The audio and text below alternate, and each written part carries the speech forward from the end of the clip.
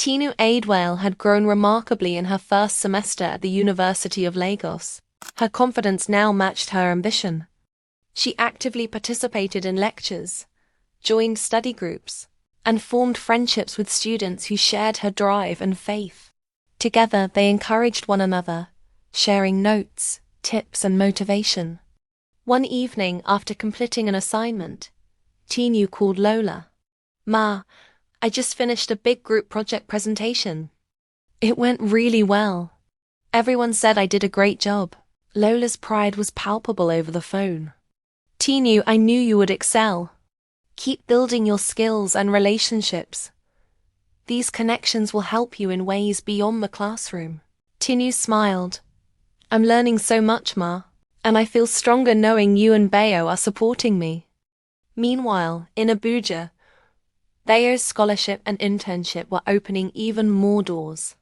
With his skills and growing reputation, he began assisting Tinu not only financially, but also with advice and guidance for her studies and career planning. Even small gifts of books or reference materials sent to Lagos carried immense encouragement and showed his care. Bayo remained grounded in faith, using every opportunity to build a future that could support his siblings, honor God, and continue the legacy of care from Mr. Saviour's family. One afternoon, Bayo called Lola. "Ma, I've arranged for Tinu to get some additional study resources. I want to make sure she's fully prepared for her courses and future opportunities." Lola smiled warmly. "Bayo, you are truly a blessing. God is using you in amazing ways, and I'm so proud of you." Back in Abuja, Lola and Daniel were deep into wedding preparations. They finalized the venue, coordinated with vendors, and planned the guest list. Daniel had begun meeting more frequently with Lola's mother and siblings to ensure everyone was comfortable and informed. Every detail was carefully considered, reflecting both their faith and love. Mr. Saviour's household continued to be a nurturing and joyful environment. The children, Ganelo and the newborn, were thriving, and the home was alive with laughter and activity. The bond between the two families had strengthened even further, with regular visits, shared meals, and open conversations. Lola often reflected on how blessed they were. "God has truly been faithful. My siblings are growing into their purpose. Bayo is thriving and supporting Tinu, and Daniel and I are preparing for a life together grounded in faith.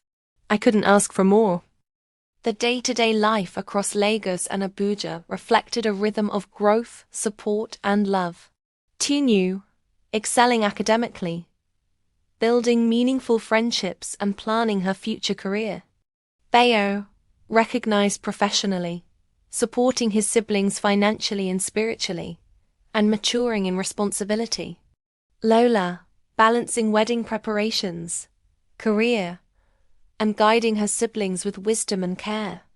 The two families, Lola, Tinu, Bayo, their mother, and Mr. Saviour's household, were now fully united, operating as one strong, loving unit.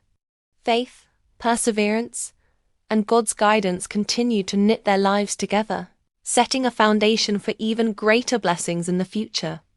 Wedding preparations gradually became a central rhythm in Lola's life. Lola and Daniel met frequently with vendors, discussed dates, and prayed together about every decision. Their focus was not just on celebration, but on laying a godly foundation for the life they hoped to build. Daniel remained supportive and patient, allowing Lola space to involve her family fully. He understood the importance of honoring her roots, especially her relationship with her father. One evening, after reviewing venue options and timelines, Lola sighed softly. "I need to go to Ibadan," she said thoughtfully. "I want Daddy to hear everything directly from me. The plans, the dates, everything." Daniel nodded. "That's the right thing to do. He deserves to be fully involved." Lola smiled, grateful. "Thank you for understanding." Around the same time, life continued to flourish for her siblings. In Lagos, Tinu was settling deeper into university life. Her friendships had grown stronger, and her confidence showed in how she spoke about her courses and future goals. She often called Lola with updates, discussions after lectures, group studies, and moments of spiritual encouragement with friends who shared her values. In Abuja, Bayo remained steady and dependable. His scholarship and internship continued to open doors, but more importantly, he remained intentional about family. He checked in on Tinu regularly and ensured their mother lacked nothing. "You're doing well, Ma," Bayo told Lola during one of their calls. "Everything is falling into place." Lola smiled, her heart full. God has truly been kind to us. Yet even in the midst of joy, Lola felt a gentle tug in her spirit. A reminder that not every relationship in her life was as peaceful as it seemed. Thoughts of her father crossed her mind often. She knew he would be happy for her, but she also knew the home dynamics in Ibadan were delicate. Still, she felt it was time. This was not news to be delivered over the phone. It was a daughter's joy, one that deserved presence. After prayerful reflection, Lola made her decision. She packed her documents, photos, and notes from the wedding meetings, determined to share her happiness respectfully and openly. As she prepared for the journey to Ibadan, she whispered a quiet prayer. "Lord, go before me. Let truth be spoken in love, and let peace lead the way."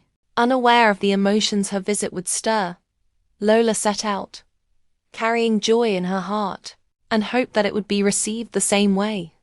The streets of Ibadan looked familiar to Lola as she drove into her father's compound. It had been months since she had visited, and she was excited to update Chief Aidwale about her wedding preparations. She stepped out of the car, carrying a folder filled with plans, pictures of the venue, and notes from meetings with vendors. Her heart was light, and her smile bright. This was a moment of joy she longed to share with her father. "Daddy," she called as she entered the house. Chief Aidwale looked up from his veranda, surprise and happiness lighting up his face. "Lola, my dear. Come. Sit. Tell me everything," he said, ushering her to a chair. Lola spread out the folder on the table and began sharing every detail: the wedding date, venue, Daniel's family, and the plans for her introduction ceremony. Chief listened intently, occasionally nodding, his eyes gleaming with pride and anticipation. "This is wonderful, my daughter," he said warmly. "I am so proud of you and the way you are handling everything. Your mother and I will be there every step of the way." However, not everyone shared the same excitement. The stepmother watched from a distance, her expression tight, her lips pursed.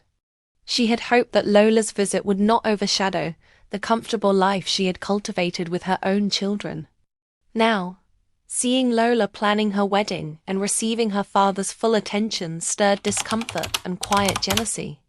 "She's always the favorite, isn't she?" the stepmother muttered under her breath. "Even now, everything revolves around her." Lola, noticing nothing, continued to share details eagerly, speaking of Daniel's family, the venue, the vendors, and even plans for family blessings during the ceremony. Her excitement was contagious, and her father's eyes sparkled with joy. But the stepmother sat rigidly, arms crossed, quietly displeased. Later, as Lola prepared to leave, Chief hugged her tightly. "Thank you for coming home, my daughter. You've brought so much joy today. Keep up the good planning, and know that we are proud of the woman you've become." Lola smiled, her heart full, yet she sensed the tension from her stepmother. She whispered a quick prayer. "Lord, let your peace reign in this house. Protect my father and siblings and guide hearts toward love and understanding." As she left Ibadan, Lola felt grateful for her father's support, but also aware that not everyone in the house shared the joy of her blessings. She knew she would need wisdom and patience to navigate the delicate dynamics at home while continuing her journey toward a happy marriage with Daniel.